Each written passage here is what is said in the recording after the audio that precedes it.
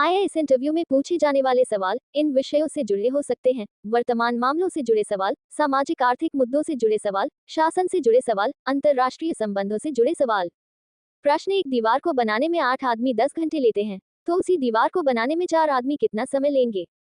उत्तर, दीवार तो एक बार पहले ही बनाई जा चुकी है, उसे दोबारा से बनाने की जरूरत नहीं है। इसके अलावा इंटरव्यू पैनल उम्मीदवार की व्यक्तिगत पृष्ठभूमि, शैक्षिक योग्यता, कार्य अनुभव और शौक के बारे में भी पूछताछ कर सकता है। आईएएस अधिकारी बनने के लिए सिविल सेवा परीक्षा पास करनी होती है। ये परीक्षा 3 चरणों में पूरी होती है। परीक्षा की तैयारी में 2 से 3 साल का समय लगता है। आईएएस प्रारंभिक परीक्षा में 2 पेपर होते हैं, जीएस पेपर 1, जीएस पेपर 2, सीएसएटी। दोनों पेपर वस्तुनिष्ठ प्रकार के बहुविकल्पीय प्रश्न वाले होते हैं। सीएसएटी क्वालिफाइंग प्रकृति का पेपर होता है। इसमें सफल होने के लिए 33% अंक हासिल करना जरूरी होता है। आईएएस परीक्षा की तैयारी कैसे करें? How to prepare for IAS exam in Hindi. IAS परीक्षा की तैयारी का वास्तविक समय आमतौर पर लगभग 8-12 महीने होता है, लेकिन उम्मीदवारों को अपना मन बनाना होगा और अपनी तैयारी शुरू करनी होगी ताकि पूरा पाठ्यक्रम समग्र रूप से तैयार हो सके। सिविल सेवा परीक्षा की तैयारी के लिए नीचे कुछ बुनियादी कदम बताए गए हैं जिनका पालन किया जाना चाहिए। चरण 1, परीक्षा के बारे में जानें। परीक्षा को उसके पाठ्यक्रम, पैटर्न आदि सहित समझने के लिए ये सबसे महत्वपूर्ण चरणों में से एक है। उम्मीदवारों को पाठ्यक्रम का एक चार्ट तैयार करना होगा और उन्हें अपने कमरे में चिपकाना होगा ताकि वे हर दिन देख सकें। ये परीक्षा के दृष्टिकोण से विषय के महत्व का आकलन करने में भी सहायक होगा।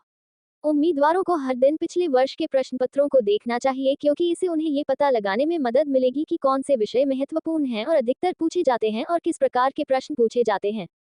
चरण 2, एक मजबूत नींव बनाने पर काम करें। बहुत बुनियादी से लेकर उन्नत स्तर तक विषयों पर एक मजबूत पकड़ आवश्यक है। उम्मीदवारों को हमेशा बुनियादी बातों से शुरुआत करनी चाहिए। उम्मीदवारों को एनसीईआरटी को अच्छी तरह से पढ़ना चाहिए क्योंकि यह जानकारी का मूल स्रोत है और इससे उन्हें उस विषय को विस्तार से समझने में मदद मिलेगी जिसका वे अध्ययन करने जा रहे हैं। इसलिए ये बेहद महत्वपूर्ण है कि उम्मीदवार को यूपीएससी की तैयारी करते समय एनसीईआरटी से शुरुआत करनी चाहिए। चरण 3, मानक किताबें पढ़ें। अब सबसे महत्वपूर्ण चर्चा आती है कि कौन सी किताबें पढ़ें। मानक पुस्तकों में एनसीईआरटी, ल्यूसेंट, सामान्य ज्ञान की किताबें, करंट अफेयर्स, समाचार पत्र, मौखिक और गैर मौखिक तर्क, सीएसईटी मैनुअल, गणित, अंग्रेजी व्याकरण और ब्रेन और मार्टिन की रचना, ऑक्सफोर्ड वर्ल्ड एटलस, अंतर्राष्ट्रीय संबंध और कई अन्य शामिल हैं। एनसीईआरटी को वेबसाइट से भी आसानी से डाउनलोड किया जा सकता है। चरण 4, करंट अफेयर्स में महारत हासिल करें। करंट अफेयर्स सिविल सेवा परीक्षा का सबसे महत्वपूर्ण हिस्सा है। इसमें वर्तमान में पूछे जाने वाले प्रश्नों के साथ साथ दीर्घ उत्तरीय प्रश्न भी सीधे पूछे जा सकते हैं। इसलिए पिछले 12-18 महीनों के करंट अफेयर्स को अच्छी तरह से पढ़ना सबसे महत्वपूर्ण है। उम्मीदवार समाचार पत्र पढ़ सकते हैं और मासिक करंट अफेयर्स पत्रिकाएं पढ़ सकते हैं। उम्मीदवार समसामयिक विषयों पर पाठ्यक्रम में भी शामिल हो सकते हैं।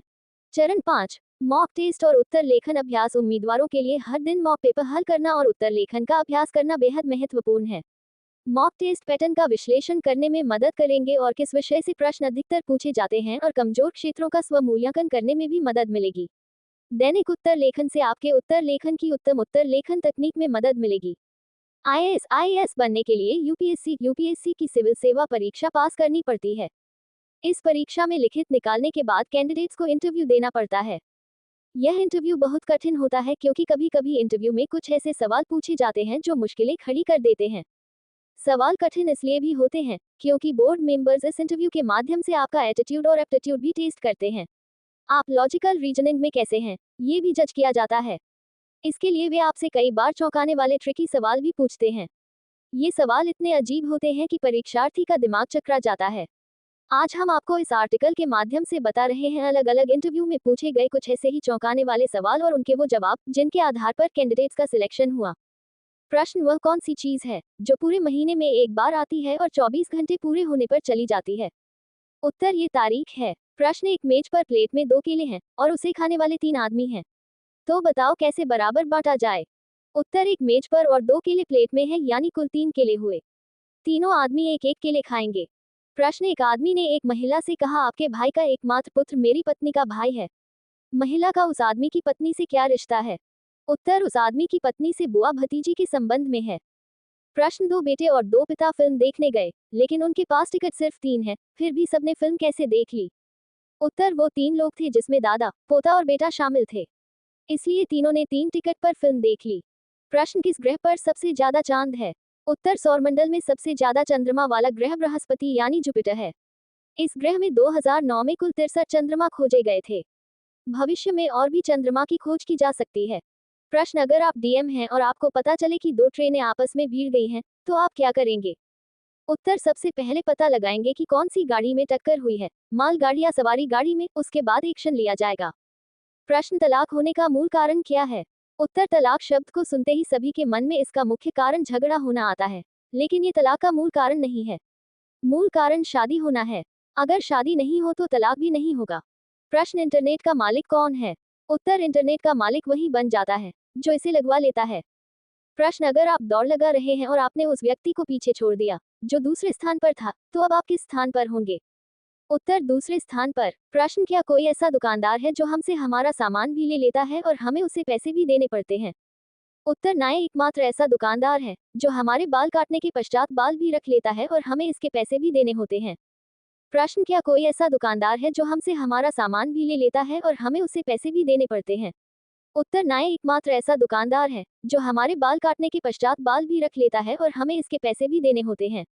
गाय दूध देती है और मुर्गी अंडा। क्या बता सकते हैं कि दोनों कौन देता है?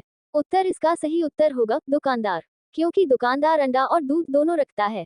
इसी तरह के वीडियो देखने के लिए लाइक करें और सब्सक्राइब करें।